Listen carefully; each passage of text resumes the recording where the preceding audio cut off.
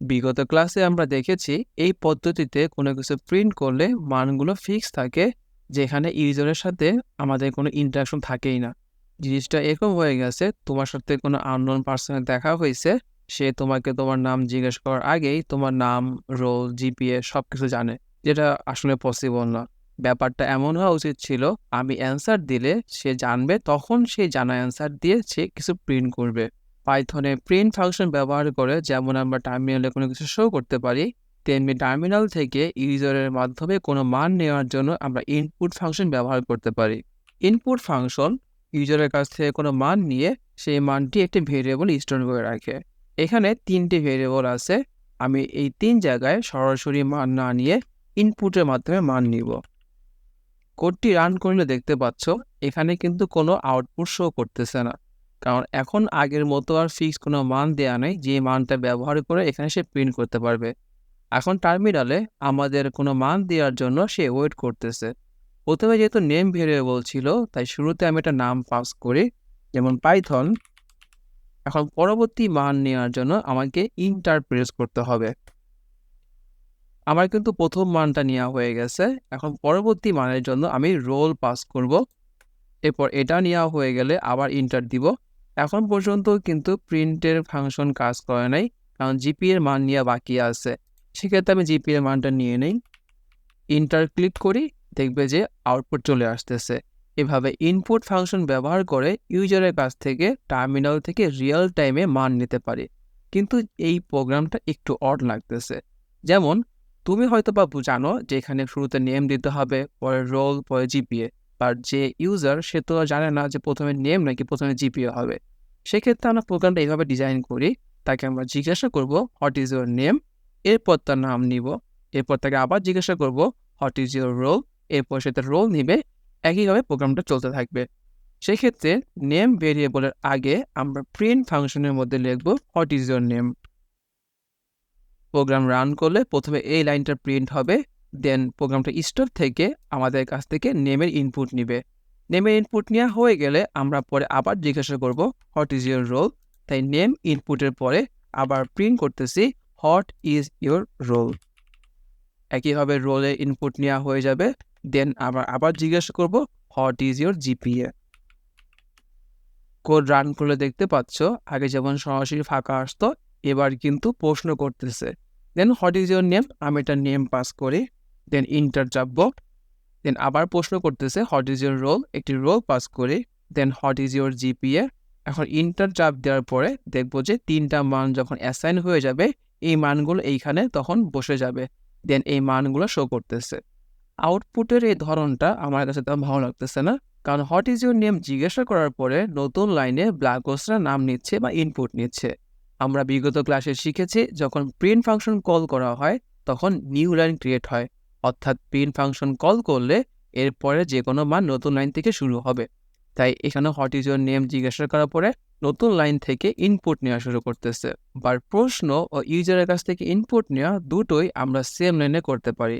সেক্ষেত্রে প্রিন্টের মধ্যে এই লাইনগুলো পাস না করে আমরা সরাসরি ইনপুটের মধ্যে এই লাইনগুলো পাস করব। সবগুলো ক্ষেত্রেই এই সেম নিয়ম ফলো করে এবং প্রিন্ট ফাংশনগুলো বাদ দিয়ে দেয়, যেহেতু এটার আমার তেমন কাজ নাই এখন। এর পাশাপাশি প্রশ্ন করার পরে একটা গ্যাপ দিয়ে যাচ্ছি যেন আউটপুট শো করে। সেক্ষেত্রে এই ইনপুট নেওয়া হয়েছে জিপিএতে, এরপর আমি একটা প্রিন্ট ফাংশন কল করব যাতে করে আমার একটা লাইন গ্যাপ হয়। আর বাকি মাঝখানে স্পেসগুলো আমি বাদ দিয়ে দেই, যদি বাদ না দিলেও হয়তো, বাট দেখতে সুন্দর লাগতেছে। এখন রান করে দেখি কি অবস্থা হয়। এখন এইখানে স্পেস নেওয়ার কারণটা কি, যদি এখানে স্পেস না নিতাম আমার কিন্তু এইখান থেকে লেখা হইতো। এখন স্পেস নেওয়ার ফলে একটু গ্যাপ দিয়ে আমি অ্যান্সার দিতে পারবো। একইভাবে মান নেওয়ার পরে ইন্টার বাটনে ক্লিক করব, then what is your roll, what is your GPA, then enter দিলে আমাদের এক লাইন গ্যাপ দিয়ে এরপরে মানগুলো শো করবে। একটা ঘটনা চিন্তা করা যাক, ক্লাসে কোনো কারণে তোমার ক্লাস টিচার বলল যাতে যে রোল ছিল তার সাথে আরও 100 যোগ হবে, অর্থাৎ তোমার রোল যদি 1 হয় তাহলে নতুন রোল হবে 101, তোমার রোল যদি 50 হয় নতুন রোল হবে 150।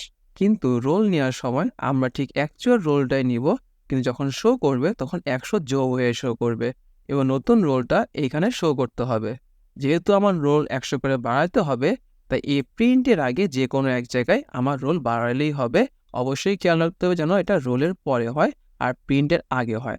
তো আমি জিপি এর পরে আমি রোল বাড়াচ্ছি, একটা নিউ ভেরিয়েবল নিব যার নাম দেব নিউ রোল। এখানে 100 প্লাস আগের রোল পাস করে দিব। যেহেতু আমাদের রোল পরিবর্তন হয়ে গেছে তাই এখানে আর শুধু রোল দিলে হবে না, কারণ এই রোল কিন্তু আমাদের পূর্ববর্তী রোলকে নির্দেশ করতেছে। ফলে আমরা ভেরিয়েবল নাম চেঞ্জ করে নতুন নিউ রোলটা পাস করে দিব। সো রান করে দেখি, what is your name, what is your roll. রোলের ক্ষেত্রে আমি এখানে 40 দিচ্ছি। হোয়াট ইজ ইউর জিপিএ 4.80 দিচ্ছি এবং রান করার পর দেখতেছি যে আমার একটা ভুল আসতেছে এবং ভুলটা বলতেছে টাইপ এরর। বাট আমরা তো সব ঠিক লিখলাম, তারপরে ভুল কেন আসতেছে? বাট সত্যি কথা বলতে আমরা আসলেই কিন্তু এটা ভুল করছি। বিগত ক্লাসে আমরা কিন্তু সেম একটা ভুল পাইছিলাম যখন আমরা একটা স্ট্রিং এবং একটা ইন্টিজার যোগ করতে গেছিলাম। এখানেও দেখো বলা আছে লাইন নাম্বার 4, অর্থাৎ এখানে আমাদের একটা ভুল হয়েছে, যেটা হচ্ছে যে ইন্টিজার আর স্ট্রিং যোগ করা পসিবল হচ্ছে না। বাট আমি তো মান নেওয়ার সময় ঠিকই এখানে ইন্টিজার নিয়েছিলাম, তাহলে স্ট্রিং কোথা থেকে আসলো? মূলত ইনপুট ফাংশন যখন কোনো মান নেয় সে সেটাকে স্ট্রিং হিসেবে কাউন্ট করে। অর্থাৎ তুমি যেই মানই দাও না কেন, ইনপুট ফাংশন সেটাকে স্ট্রিং হিসেবে কাউন্ট করে পরে ভেরিয়েবলে স্টোর করবে। অর্থাৎ তুমি এখানে 40 ইন্টিজার হিসেবে পাস করলেও স্টোর হওয়ার সময় এটা ঠিকই স্ট্রিং হিসেবে স্টোর হচ্ছে। বিষয়টা ক্লিয়ার হওয়ার জন্য আমরা এদের টাইপ বের করতে পারি। আমি সেমভাবে আবার 3টি মান নিচ্ছি। এন্টার দেওয়ার পরে এই 3টি ভেরিয়েবলের টাইপ কিন্তু শো করতেছে।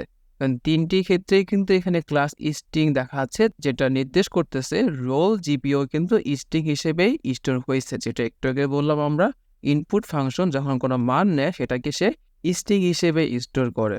আবার লাস্টে একটা ভুল আসছে যার নাম নেম এরর। এখানে বলা আছে যে নিউ রোল বলতে কিছু নাই, আর স্বাভাবিক আমরা তো নিউ রোল বলতে এখন আর কিছু রাখি নেই, যেটা একটু ক্রিয়েট করে ফেললাম।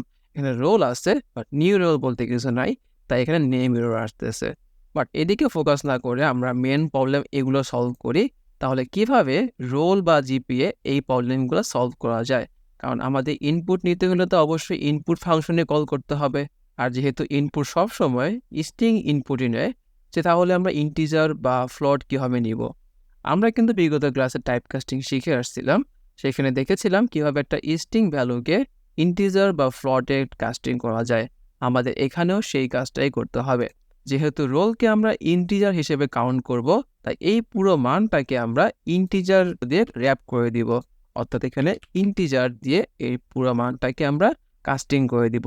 একইভাবে জিপিএ যেহেতু এটা ফ্লোট মান নিবে, তাই এখানেও আমরা এই ইনপুটকে ফ্লোট দিয়ে র্যাপ করে দিব, যার ফলে এই দুটি মান তাদের নিজস্ব স্ট্রিং থেকে ইন্টিজার আর এই মানটি স্ট্রিং থেকে ফ্লোটে কাস্টিং হয়ে যাবে বা কনভার্ট হয়ে যাবে। রান করার পূর্বে আমরা রোলটাকেও বাড়িয়ে নেই। New roll equal to 100 plus roll. এখন আর আমাদের প্রবলেম হবে না। রান করলে সেম আগের মতোই আসতেছে শ্রাবণ। দেন এখানে রোল পাস করলাম 11, দেন জিপিএ পাস করলাম 5.00। এখন দেখব প্রথমটা স্ট্রিং, এরপর একটা ইন্টিজার এবং এরপর একটা ফ্লোট শো করবে। এরই সাথে যেহেতু 7 নম্বর লাইনে আমরা নিউ রোল নামক ভেরিয়েবলের মধ্যে রোল প্লাস 100 যোগ করেছি, তাই এই রোলটা যোগ হয়ে এখানে নতুন রোল শো করবে। দেখা যাক ইন্টার ক্লিক করার পর কি আসে। ঠিক যেভাবে আমরা এক্সপেক্ট করেছিলাম ঠিক সেভাবে আসতেছে। এই ভিডিওতে আমরা শিখলাম কিভাবে ইউজারের কাছ থেকে ইনপুট নেওয়া যায়, অ্যান্ড মোস্ট ইম্পর্ট্যান্ট পার্ট, একটা নির্দিষ্ট ইনপুটকে কিভাবে অন্য টাইপে কনভার্ট করা যায়।